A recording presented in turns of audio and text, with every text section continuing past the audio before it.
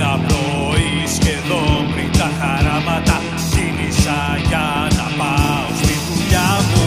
Στον δρόμο όποιον άλλον πια συνάντησα ήτανε σαν να βλέπω τα σκατά μου. Τρέλα κι άγχος πολύ, φόβος μόνο και απελπισία σου πιάνε τη ζωή και εσύ κρύβεσαι σε μια αγωνία. Σήκω! Ξυπνά, ξυπνά, σήκω!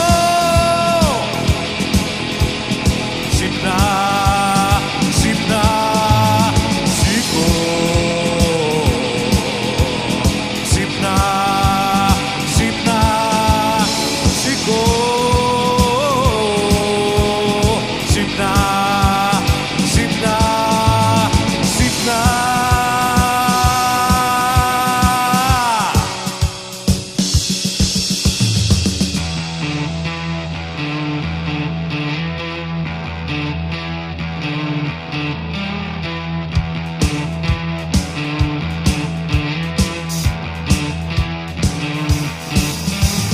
Μια γουλιά, καφέ, τσιγάρο κι άρχισα να κάνω πάλι μία από τα ίδια, χωρίς σκοπό ούτε κανένα νόημα, αφού δεν έχω πια καμιά ελπίδα.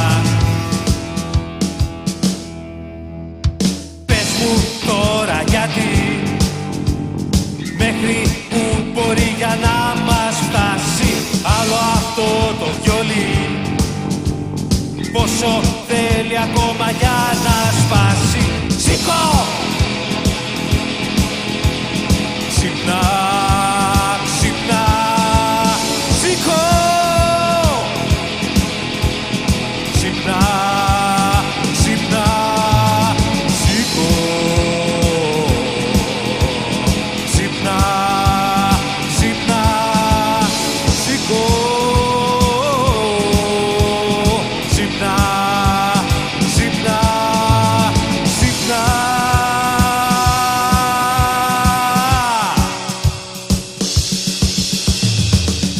Ξύπνα τώρα βρε μαλάκα, ξύπνα και ζωντανέψε, τέλος τώρα πια η πλάκα, σήκω πάνω πάλεψε, η ζωή δεν είναι πλάκα, δεν θα στη χαρίσουνε